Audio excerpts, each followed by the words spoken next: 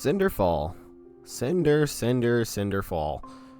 One of the main antagonists introduced to Ruby after the prior Roman Torchwick was arrested, and a villain intended to be filled to the brim with tragedy.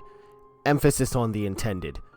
Before I go super in depth as to why I hate Cinder, I want to state two things. First, let me acknowledge that all of this is opinionated, and my opinions are not to be seen as fact. If you choose to disagree with my opinions, that is fine. Simply do so in a calm and articulate manner. Otherwise, I'll simply stop giving a fuck about what you have to say. And second, I'd like to go into why I like the other villains of RWBY. Firstly, we have Roman Torchwick and Neapolitan. I love these two so fucking much. Roman is such a textbook antagonist, and it feels as though they're not trying to make him much more than that. He's a bad dude. Everyone knows he's a bad dude, and that's what it is. And with Neo being essentially the Shigo to his Draken, the two of them were really entertaining. They were kind of shoehorned into the big crazy event just for Roman to die, but Roman's death turned Neo from Meowth into a character with a really compelling revenge arc, now wearing Roman's head as a tribute to how much she cared for him, accompanied with her joining Cinder for the whole purpose of getting her revenge against RWBY. For a character who's mute, they do a really good job of letting us know what she's thinking, what she's going through, and what she wants. And while she has selfish motivations, she also... What the fuck? And while she has selfish motivations, she also works as a great plot device in regards to assisting Cinder. Neo is a super well-rounded antagonist because before she becomes a super active driving force in the plot, we see the tragic moment that drives her to act on top of her being an extremely charming character. Overall, it makes for an antagonist that you root for, even if she's not the big bad of the story. Skipping through a bit, saving the worst for last, Tyrion is another really fun antagonist. Tyrion, in my eyes, works as a perfect contrast to Emerald, where with Emerald her entire character is centered around Cinder, a character I absolutely despised, on top of her having honestly no redeeming or really even notable qualities for that matter. Seriously, what does this chick do other than glaze Cinder? Tyrion is so much fun. He's this rough, psychotic, murderous, absolutely fucking hater who also spends such a large amount of his time on screen glazing the hell out of Salem. The reason Tyrion works so well in comparison to Emerald is that Salem is a character deserving of the praise Tyrion gives, in terms of strength, presence, etc. But while Emerald's loyalty works as a crush, she'd do anything to assist and help Cinder, even if it means using herself as a human shield, looking absolutely pathetic in the process. Tyrion follows Salem's every instruction to a T. Tyrion would much rather die than let himself be the reason that Salem is upset. Tyrion isn't some tragic loser who owes his life to Salem. He's a simp, an absolute loser. He doesn't need justifications for his actions when his reasons are Salem, and maybe a little bit of Salem, whom we'll get back to in a minute. General Ironwood is one more of the meh antagonists, in my opinion. Don't get me wrong, I love Ironwood, and I think his descent into becoming who he has was great. He's just not the kind of villain that gets me super hyped. As was obvious with my little Tyrion rant, I love niggas who are absolutely fucking crazy. The less justifications for their actions, the more they're able to run wild and commit absolutely heinous acts without me growing to hate their character. Tyrion killed a bunch of people that one time and framed it on Penny. He's a psychotic killer, that's what they do. Ironwood becoming an antagonist feels really justified. He's simply trying to do what he thinks is right. If Salem can't be stopped, then we need to save as many people as we can. If you try to stop me and propose a plan that seems absolutely futile, I'm sorry, but we're gonna have to fight now. Ironwood makes sense, the build-up was great, execution was great. He's just not the most fun antagonist to me is all, which is fine. I'm sure he's someone else's cup of tea. Now, as for Salem is just done so right. She is a tragic villain done to perfection in my eyes. My ideal version of a tragic villain looks like Salem, solely because she's coated in so much mystery early on. We really don't know jack shit about her. And the first time we see a lot of her is when Jin is revealing her backstory to us. We see her grieving the loss of Ozma, we see her unable to accept a life without him, and when the gods gave her an endless torture by forcing her to live a never-ending life without him, until she finally tries to take herself over the edge.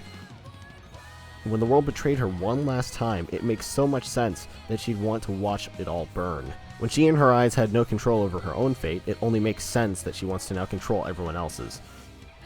And then there's Cinder. And before anyone asks why I'm skipping Raven or Adam, Raven was extremely neutral, therefore not an antagonist, despite her being a villain in my eyes for treating my beloved Yang that way. Why the fuck is this one sentence so hard? And Adam went from a character that could have been an absolute overarching menace, that thorn that could have never left Blake's side, and he slowly devolved to some nigga who got dog-walked by 2 lesbians. Listen, Adam, I love lesbians as much as the next guy, but I'd never let 2 of them kill me. I would never take that level of disrespect. I'm just saying. Anyways, yeah, Cinder, I fucking hate her so much. Because the show wants me to care about how broken she is, and I'm gonna say it right now, Cinder being the cause of Penny's death isn't her problem. Cinder's faction incriminating Yang to make hunters and huntresses look bad isn't her problem. Cinder killing Pyrrha isn't her problem. Cinder's backstory is not her problem. Cinder committing villainous acts as a villain is not her problem. It's the order in which we see them. Have you watched Demon Slayer? If you have, you surely know the infamy of a demon's backstory being revealed as they're in the process of dying. Things like that make it difficult to care about a character because you're providing us a reason to care as their story is being concluded. That's like eating something that doesn't even taste good until after you shit it out. By that point, you're more than likely to have already eaten 15 other things that probably taste a million times better anyways, so what was even the point of eating the first thing? Take that entire concept and then turn it up to 1 fucking million, that's Cinder. Throughout the show, we see Cinder do nothing but harm characters we're intended to like, which, by the way, fun fact about me, my 3 favorite characters are Yang, Penny, and Crow. Before the fall of Beacon, it was Yang, Penny, and Pyrrha. So now the grudge is personal. And yeah, it was Emerald and Mercury that were the causes of Yang's incrimination, and Penny's death, however. As I stated before, Emerald functions mostly as an extension of Cinder. Anything that is Emerald's fault is Cinder's fault because, frankly, Emerald is a glorified plot device. Same goes for Mercury until about Volume 8 when he started taking orders from Salem instead of Cinder. What up, evil dudes? Got the Kitten Killer 9000 up and ready to... And since Cinder works as the representative of their actions earlier on, and as she's the one giving them orders, every road of their actions leads back to Cinder, Cinder, Cinder. And probably the scene or sequence of scenes that pisses me off the most in this show is Cinder's backstory. Because if they simply shifted the placement of this around, I would love Cinder. Now, I must always keep in mind, this show had very humble beginnings, and I'm sure that the late Monty Ohm would be very proud of what it's become. However, that is not free of criticisms like these because all writers and storytellers need to be aware of problems like this so that they can properly tell the story that they want to tell. Cinder's backstory should have been one of the first things we've seen. They did it with Salem. They literally did it with Salem. It fucking agonizes me knowing how few fucks I gave about Cinder and her backstory, but frankly, it's the writer's fault for showing us it in Volume fucking 8. It's Volume 8. She already killed one of my favorite characters. I don't fucking care anymore. Honestly, it gives me so much apathy for her character when they structure things like this, because my reaction to her backstory was, yeah, she better have been abused and tortured beyond reasoning in order to justify the loss of a character that I liked. Meanwhile, if they just put her backstory earlier in the show, it would have been a situation of, she killed the character that I liked, but I understand she wants to have power, so she'll never have to be in a situation like the one she was in before. Going back to Salem, you could make the argument that Salem was actively doing things before we got her backstory, but that brings in the idea of explicit versus implicit information. We didn't see Salem really do anything until after her backstory. Meanwhile, we see Cinder do a lot of fuck shit well before hers. If you watch Screwface John, you may have seen his reaction to an anime character who unalived a baby, in which he stated that if this is the kind of antagonist that you think is cool or savage, then you are a sick and twisted individual, which I personally agree with.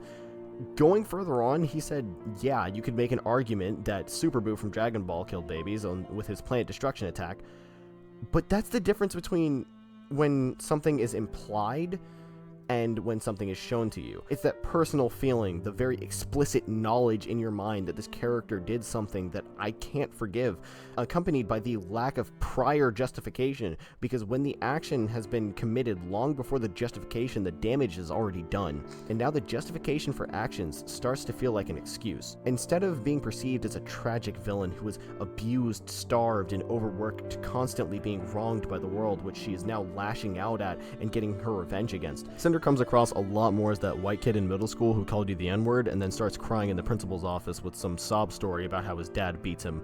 Like, okay, nigga, you just did some fuck shit. On top of it, Cinder just really doesn't have redeeming qualities. She has that problem of the antagonist who allows themselves to be angry. When a villain is more calm and collected, they're so much more intimidating, something that Salem embodies extremely well. Because even in the scene where Salem is seen absolutely crashing the hell out, she instructs everyone to leave the room right before it. The show reminds us that she was once human, and she still does experience human emotion, whilst explicitly stating that she refuses to let others be aware of that fact. It creates that sympathy in our minds while simultaneously not removing the power of Salem's overwhelming presence even one bit. Whilst the show frequently allows us to see Cinder's vulnerability, whilst displaying her as one of the strongest characters in the show, it's a contradiction. The conflicting idea of Salem being a physically strong character whilst being emotionally unstable, versus Cinder being a very emotionally weak character who acts something akin to how we'd also perceive physical weakness. It doesn't portray a villain who is attempting to overcome that perception she's been confined to. It creates an annoying, condescending brat who can't do anything without Mommy Salem's permission. But that's all just my opinion. I'm sure there's someone out there who actually likes Cinder and has formulated a valid opinion as to why. If you're that person, I'm sure you'll feel free to explain that sentiment in the comments, so thank you so much for watching. Let me know if you'd like to see more videos in this style in the future. Don't forget to like, subscribe, and all that jazz. Peace.